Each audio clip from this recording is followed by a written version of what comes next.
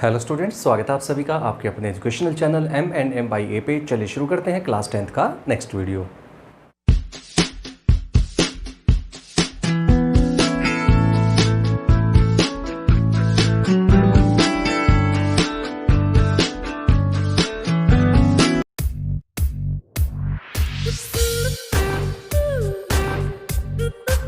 तो स्टूडेंट्स, अब तक हम कोऑर्डिनेट ज्योमेट्री जो आपका 7 चैप्टर है वो हम कर चुके हैं। उसके एक्सरसाइज नंबर 7.3 तक हम कर चुके हैं। अब हम शुरू करते हैं ऑप्शनल एक्सरसाइज जो है 7.4। ठीक है, ऑप्शनल इसलिए क्योंकि ये थोड़ा सा हाई लेवल के क्वेश्चंस हैं, लेकिन क्वेश्चंस सारे पुराने रिलेटेड बेस जो है सबका वही है जो अब तक आपने किया है। चलिए शुरू करते हैं इसका एक्सरसाइज को। स्टूडेंट्स, फर्स्ट क्वेश्चन जो आपका है वो आपकी स्क्रीन पर आ चुका है। देखिए क्या है, determine the ratio in which the line 2x + y - 4 = 0 divides the line segment joining the point A 2, -2 and B 3, 7।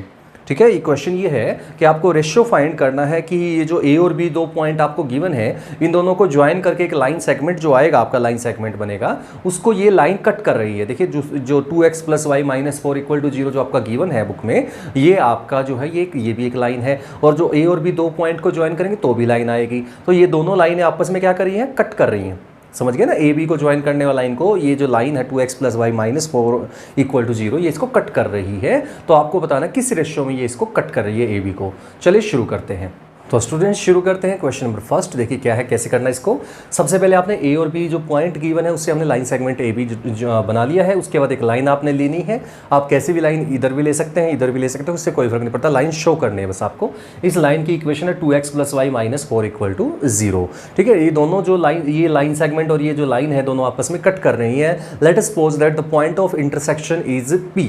ठीक है, P को हमने पॉइंट ऑफ इंटरसेक्शन कह दिया। So we have to find the ratio in which the line 2x + y - 4 = 0 cuts the line segment AB। ठीक है, तो let us suppose that the line 2x + y - 4 = 0 cuts the line segment AB in the ratio K/1। जैसा कि आपको पता है ratio find करना होता है तो हम K/1 लेते हैं। तो वही काम यहाँ पे करना है, K/1 लेके चल पड़े। तो हमने इस पर सेक्शन फॉर्मूला यूज करना है। तो by using section formula, coordinates of P will be given by mx2 + nx1 / m+n and my2 + ny1 / m+n। ठीक है, तो ये आपको फॉर्मूला आपको 7.1 में आ चुका था, आपका 2 में, तो वो आपने लगाना है। तो आपको बट ये P जो पॉइंट के कोऑर्डिनेट आए हैं सेक्शन फॉर्मूला से K/1 लेके, ये जो P पॉइंट है ये लाइन का भी म्यूचुअल पॉइंट है। लाइन और इस लाइन सेगमेंट AB का दोनों का म्यूचुअल पॉइंट है, यानी कि that point P will also lie on the line this given line also.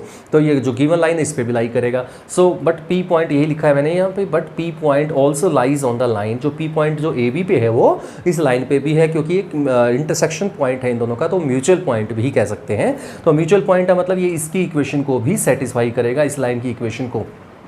तो जो P के जो कोऑर्डिनेट सेक्शन फॉर्मूला से आए हैं वो उस लाइन की इक्वेशन को सेटिस्फाई करेंगे, x और y। देखिए ये x कोऑर्डिनेट होता है, ये y कोऑर्डिनेट होता है। तो यहाँ पे इस इक्वेशन के अंदर 2 × x की जगह ये लगा दिया मैंने, प्लस y की जगह मैंने ये कोऑर्डिनेट रख दिया, -4 एज इट इज = 0। लाइन की इक्वेशन पे अगर कोई पॉइंट लाई करता है इस लाइन की इक्वेशन पे, तो वो पॉइंट उसकी x और y की वैल्यू को सेटिस्फाई करता है। ये आपने 9th क्लास में बता दिया जाता है, 9th क्लास में ये बातें। ठीक है, तो वो आपने यहाँ पे रख दिया और उसका एलसीएम लिया, K+1 एलसीएम आ जाएगा। तो K+1 एलसीएम आएगा तो 3 × 2 = 6K + 4 + 7K - 2, K+1 एलसीएम था इसलिए -4K - 4 = 0। अब एलसीएम जो K+1 था वो आपको पता है राइट साइड जाएगा, तो मल्टीप्लाई, क्रॉस मल्टीप्लाई जब आप करते हैं तो K+1 से जो 0 से मल्टीप्लाई होकर खत्म हो जाएगा, उसको लिखने की ज़रूरत नहीं है। तो आपका हो जाएगा सिंप्लीफाई करने से 9K - 2 = 0। सो K = 2/9 और K = 2/9 है। और K क्या है, रेशियो ही तो होता है। तो रेशियो आपका आ चुका है 2:9। नेक्स्ट क्वेश्चन देखिए क्या है, find the relation between x and y if the point x, y 1, 2 and 7, 0 are collinear. यानी कि ये आपको x यहाँ पे एक रिलेशन बनाना है x और y के बीच में, so that the point are collinear. Actually देखा जाए तो क्वेश्चन जैसा ही है, 7.3 में भी आया था कि अगर पॉइंट कोलिनियर होते हैं तो जो एरिया ऑफ ट्रायंगल क्या होगा, 0 होगा। तो बस आपको वही कंसेप्ट लगाना है, एरिया ऑफ ट्रायंगल लगा के 0 के इक्वल पुट कर देना है, तो आपका आंसर आ जाएगा। चलिए शुरू करते हैं। तो स्टूडेंट शुरू करते सेकंड क्वेश्चन। देखिए क्या है, सबसे पहले हमने जो पॉइंट किए थे उनके नेमिंग डाल दी हमने A B C. First point A, second B, third C, हमने नेमिंग डाल दी। दीज आर कोलिनियर, आपको गिवन है ऑलरेडी। सो हमें जानते हैं थर्ड एक्सरसाइज में हमने किया है कि अगर कोई 3 पॉइंट्स कोलिनियर है तो उनका एरिया ऑफ ट्रायंगल जो बनाएंगे उससे वो क्या होगा, 0 होगा। तो वही किया है मैंने। एरिया ऑफ ट्रायंगल का फॉर्मूला जो आपने 7.3 में किया था वो आपको याद रखना है। अच्छे से याद भी हो गया होगा अब तक, तो उम्मीद करता हूँ। नहीं याद है तो आपकी गलती है, उसको कर दीजिए कवर जल्दी से, क्योंकि अब हम आगे चल रहे हैं और आगे हाई लेवल तक जाएंगे। तो 1/2 इंटू यहाँ पे x1 y2 minus y3 plus x2 y3 minus y1 plus x3 y1 minus y2 and equal to 0। देखिए 2 डिवाइड में है तो उधर जाके मल्टीप्लाई हो जाए, क्रॉस मल्टीप्लाई तो हट जाएगा, तो 1/2 हट जाएगा यहाँ से। तो आपका देखिए मल्टीप्लाई करते हैं, 2 माइनस 0 2 रहेगा, x साथ में है तो 2x, 0 माइनस y हो जाएगा, 1 के साथ करेंगे तो माइनस y रहेगा, 7y माइनस 14 यहाँ से आ जाएगा, इन दोनों को मल्टीप्लाई करके equal to 0 as it is. अब ये माइनस y प्लस 7y है यहाँ पे, तो प्लस 6y रह जाएगा, तो 2x plus 6y minus 14 equal to 0, यानी कि x plus 3y minus 7 equal to 0, मतलब 2 को कॉमन निकाल लिया। ठीक है, 2 को कॉमन निकालेंगे, हम इजी से इजी बनाने की कोशिश करते हैं, सिंप्लीफिकेशन।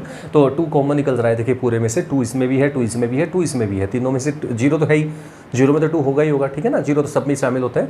तो x plus 3y minus 7 equal to 0। तो ये आप देखेंगे एक इक्वेशन आ चुकी है x और y की टर्म में, लीनियर इक्वेशन इन 2 वेरिएबल्स, जो थर्ड चैप्टर में आपने किया था।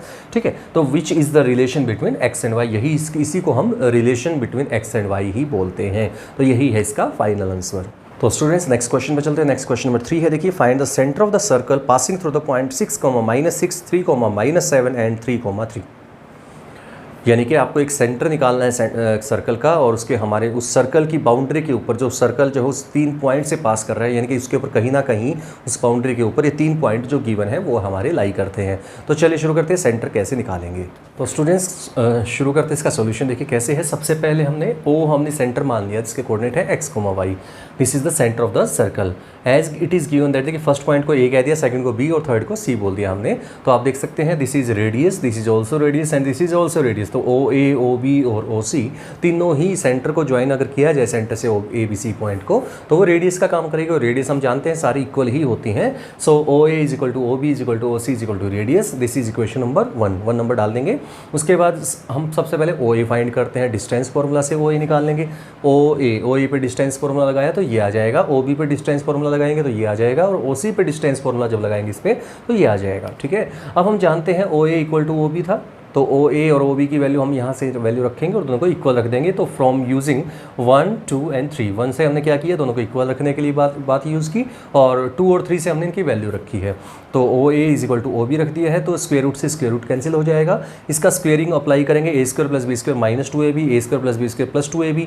ऐसे ही यहाँ पे अप्लाई किया तो x² y² कैंसिल आउट हो जाएंगे दोनों साइड से। तो x वाली टर्म्स इकट्ठी कर दी, y वाली टर्म इकट्ठी कर दी, कॉन्स्टेंट इकट्ठा कर दिया।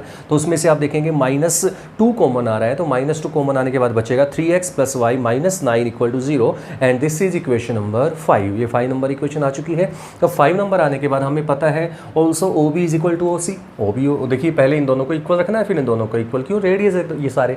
ठीक है, तो OB is equal to OC रख दिया, OB is equal to OC, same वही वैल्यू जो यहाँ से थी, यहाँ से हमने वैल्यू रख दी है।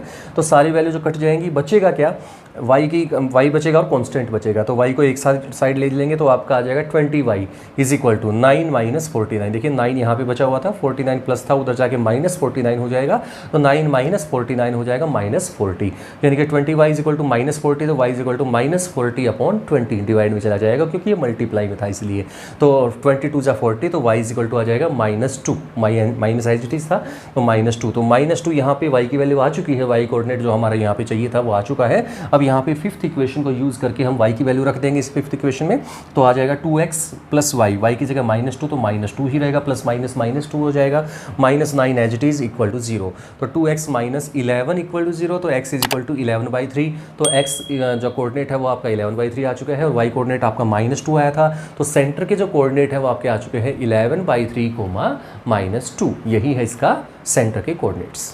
नेक्स्ट क्वेश्चन नंबर 4 पे चलते हैं। देखिए 4th क्वेश्चन क्या करता है, क्या कहता है इसमें, देखिए the 2 opposite vertices of a square are -1, 2 and 3, 2। Find the coordinate of the other 2 vertices. यानी कि आपको बाकी दोनों वर्टिसेस की कोऑर्डिनेट बताने हैं। आपको 2 वर्टिसेस अपोजिट वाले गिवन है स्क्वायर के केस में। तो चलिए शुरू करते हैं।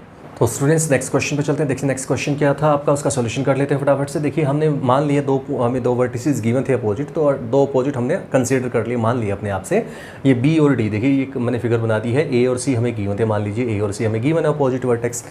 बी और डी मैंने अपने आप से एज्यूम कर लिया, बी के कोऑर्डिनेट ए बी है और डी के कोऑर्डिनेट सी डी है। These are the other two vertices. Also अब we know that it is a square, so therefore A B is equal to B C होगा, ये आप जानते हैं। तो स्क्वेयर की sides will be equal, so square root of यानी कि डिस्टेंस फॉर्मूला ए बी पे लगा दिया, डिस्टेंस फॉर्मूला बी सी पे लगा। देखिए ये रहा ए बी, ये रहा बी सी, कोऑर्डिनेट्स आपके पास ये थे तो हमने रख दिए हैं। इसको सिंप्लीफाई करने से, आप सिंप्लीफिकेशन नॉर्मल है तो ए इज इक्वल टू 1 आ जाएगा। आप नोट कर सकते हैं आराम से, फोटो क्लिक कर लीजिएगा अगर आपको कोई परेशानी हो तो। ठीक है, ए इज इक्वल टू 1 आ चुका है यहाँ से। ऑल्सो बाई पाइथागोरस थ्योरम, ठीक है, पाइथागोरस थ्योरम क्या कहते हैं, क्योंकि ये देखिए स्क्वेयर है, स्क्वेयर का मतलब 90 डिग्री का एंगल बनता है हर एक जगह, तो हर कॉर्नर पे 90 डिग्री बनेगा, तो that means it is right angle, and right angle triangle है, तो that means A B C right angle triangle है, तो पाइथागोरस थ्योरम अप्लाई कर दीजिए। तो A B square plus B C square is equal to A C square, जो कि Pythagoras theorem की स्टेटमेंट होती है, जानते हैं आप सभी, प्रॉपर्टी है। तो ए बी का जो स्क्वेयर रूट, देखिए ए बी डिस्टेंस फॉर्मूला होता है तो स्क्वेयर रूट में आता है, लेकिन स्क्वेयर करना है तो रूट सबके कट जाएंगे, ए बी का भी रूट कट जाएगा, बी सी का भी और ए सी का भी रूट कट जाएगा। तो इसको सिंप्लीफाई करने से ये आपका आ जाएगा ए प्लस बी स्क्वेयर, यानी कि ए प्लस बी होल स्क्वेयर, ए माइनस बी होल स्क्वेयर की आइडेंटिटी जो होती है नॉर्मली वो लगाई है। तो वो लगाने से आप देखेंगे 1 + 1 + 2 यानी कि 4 यहाँ से, और यहाँ से 4 यहाँ से था, 1 + 9 - 6 ये भी 4 हो गया और ये भी 4 हो गया। देखिए 4 4 4 4 16 हो चुका है लेफ्ट साइड में, और राइट साइड भी इक्वल टू 16 ही थी। 3 + 1 देखिए यहाँ पे देखेंगे तो 3 + 1 4 स्क्वेयर था 16, और +2 - 2 0 स्क्वेयर, यानी कि लिखने की जरूरत नहीं है, तो 16 ही रहेगा। तो 16 लेफ्ट साइड, 16 राइट साइड है, तो वो कट जाएंगे।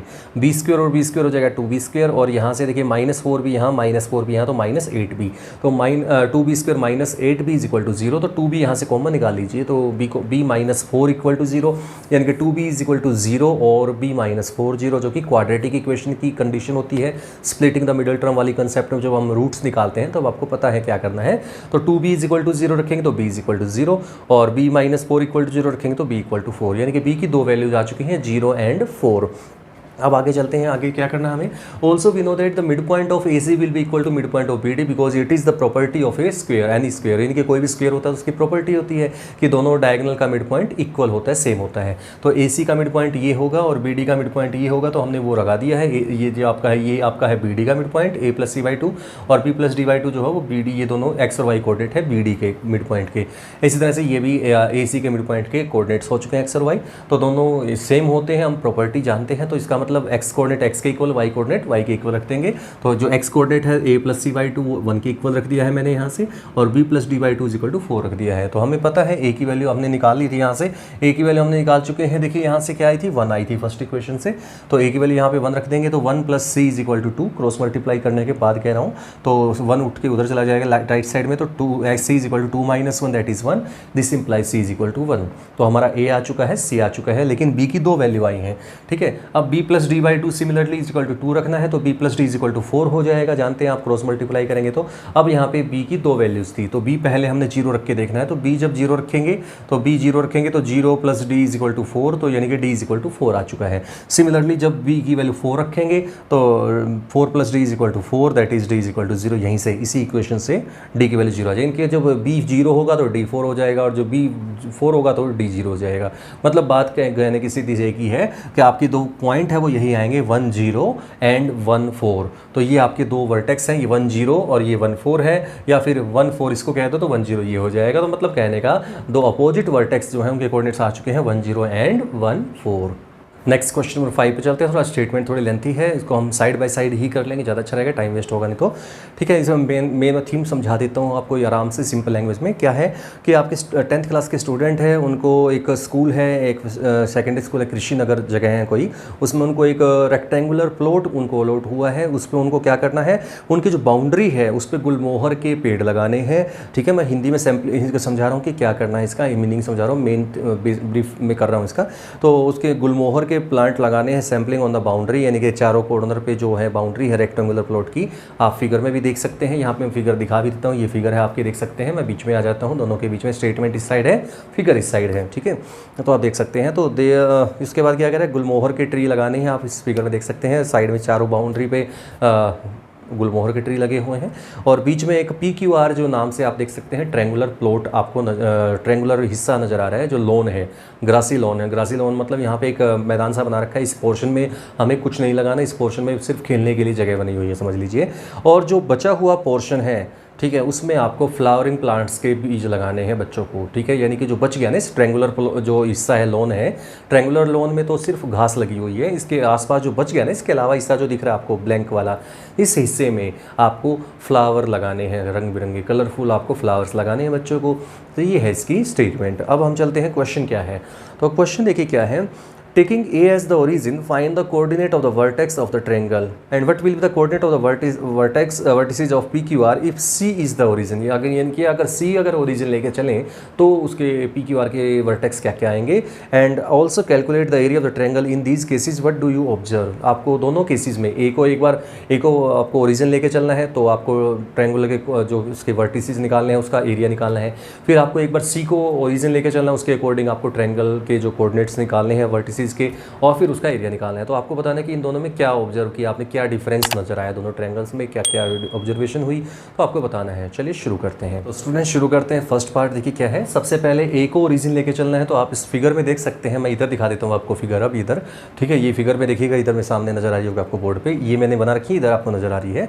तो ए को अगर मैं वर्टेक्स मानता हूँ तो आप देखेंगे यहाँ से काउंटिंग कीजिए जरा, क्यू के लिए काउंटिंग करेंगे तो आप देखेंगे x 1 2 3 गुलमोहर ट्री आपको नजर आएंगे। यहाँ पे 3 मिलेगा x कोऑर्डिनेट और y कोऑर्डिनेट आपको 2 मिलेगा। आप काउंट कर लीजिए अपनी बुक में, देख सकते हैं, फिगर में भी देख सकते हैं इधर। तो आपको देखेंगे 3 2 इसके कोऑर्डिनेट आ जाएंगे। x कोऑर्डिनेट इधर होता है, देख सकते हैं। ये ओरिजिन अगर लेते हैं, ये ओरिजिन जब होता है, आप समझ सकते हैं। तो जब ओरिजिन होता है तो इसके कैसे चलता है आपका, देखिए ये ओरिजिन है, यहाँ पे x एक्सिस होती है, यहाँ पे y एक्सिस होती है, पता है ना। तो x कोऑर्डिनेट इधर मिलता है, यहाँ पे x कोऑर्डिनेट होता है, यहाँ पे y कोऑर्डिनेट होता है इस पर, ठीक है ना। तो ये वही चीज़ हो गई, ये आपका x कोऑर्डिनेट का काम करेगा, यहाँ पे ये y कोऑर्डिनेट का काम करेगा और ये ओरिजिन का काम करेगा, ठीक है ना। ये ओरिजिन है आपका। तो यहाँ पे आप गिनती गिनेंगे तो 1 2 और 3 काउंटिंग होगी इसकी, और इसमें आप देखेंगे तो 2 की काउंटिंग होगी। तो Q के कोऑर्डिनेट आएंगे आपके 3,2, x 3 है और y 2 है, तो 3 2 हो चुका है। सिमिलरली P के जो कोऑर्डिनेट आप गिन के देखिए जरा, आपकी बुक आपके सामने है, देख सकते हैं, 4 और 6 मिलेगा। x कोऑर्डिनेट 4 मिलेगा, y कोऑर्डिनेट 6 मिलेगा। और ऐसे ही R के जो कोऑर्डिनेट है वो 6,5 मिलेंगे, x 6 मिलेगा, y 5 मिलेगा। अब ये तीनों कोऑर्डिनेट्स आपको निकालने थे, आपने निकाल चुके हैं। उसके बाद आपको एरिया निकालना, तो एरिया का फॉर्मूला आप जानते हैं, ठीक है, जो 7.3 में किया था, 1/2 into x1 y2 minus y3 and so on, जो भी था उसको सोल्व करने से आपका आ जाएगा 9/2 स्क्वायर यूनिट्स। तो फर्स्ट पार्ट आपका हो चुका है। तो स्टूडेंट्स अब चलते हैं सेकंड पार्ट पे। सेकंड पार्ट देखिए इसका क्या है। सेकंड पार्ट में आपको क्या कहा है कि आपको सी को ओरिजिन लेके चलना है। तो आप देख सकते हैं, इस फिगर में देख सकते हैं, सामने ये फिगर है। तो इस फिगर में आप देखेंगे यहाँ पे सी है, ये सी पॉइंट है, यहाँ पे सी है, और सी के जो आपके उस साइड आप देखेंगे तो इसको जब आप रोटेट करते हैं, इसको ऐसे रोटेट करते हो तो देखेंगे तो सी की इस साइड ये आपका एक्स एक्सिस है, इस साइड ये एक्स एक्सिस हो जाएगा, ये आपकी वाई एक्सिस हो जाएगी, ठीक है, नजर आ रहा होगा। तो इसके अकॉर्डिंग यानी कि सी को आप 0 मान के चलेगा, सी की काउंटिंग 0 से शुरू करनी है, समझ गए, जैसे पहले किया था 1 2 3 4 उस तरह से ही काउंटिंग करनी है। तो फिगर आप देखते जाइएगा और उसके अकॉर्डिंग आप देख सकते हैं। आप अपनी कॉपी को रोटेट कर लीजिए, अपनी बुक को रोटेट कर लीजिए, जहाँ पे फिगर बना हुआ है, आपने बना रखा है या बुक में है, जैसे भी है। तो सी को इस कॉर्नर पे ले आइए। क्यों? क्योंकि हमारी आदत है, हम जर्नली देखते हैं ओरिजिन यहाँ पे होता है, एक्स एक्सिस यहाँ, वाई एक्सिस यहाँ होती है। तो जिस जगह पे ओरिजिन कहा गया है लेने के लिए, उसको आप इधर लेके आइए, इस कॉर्नर पे। तो आप इसको रोटेट करना ही पड़ेगा। तो आप सी पे रोटेट करके ऐसे ले आइए, सी इधर आ जाएगा, ठीक है। तो आप फिगर में देख लेंगे। तो पी के जो कोऑर्डिनेट आएंगे वो 12,2 आएगा, एक्स कोऑर्डिनेट 12 आएगा पी के लिए। इस फिगर में आप देख सकते हैं 12,2, 13,6 एंड 10,3, ठीक है, पी क्यू आर के कोऑर्डिनेट आ चुके हैं। तो आप जब एरिया फाइंड करते हैं, वही फॉर्मूला सेम जो आपने 7.3 में किया था, तो उसका रिजल्ट आएगा 9/2 स्क्वायर यूनिट्स। तो आप देखते हैं स्टूडेंट्स की दोनों केसेस में आपका एरिया जो है वो इक्वल आया है। तो आपको ये पूछा था व्हाट डू यू ऑब्जर्व, तो आपने बता दिया कि in both the cases the area will be same. तो बस यही था, इसका एरिया फाइंड करना था और इसका ऑब्जर्वेशन बतानी थी, यही आंसर। तो स्टूडेंट्स इसी के साथ आज का वीडियो में यहीं पे एंड करता हूँ। उम्मीद करता हूँ आपको समझ में आ गया होगा।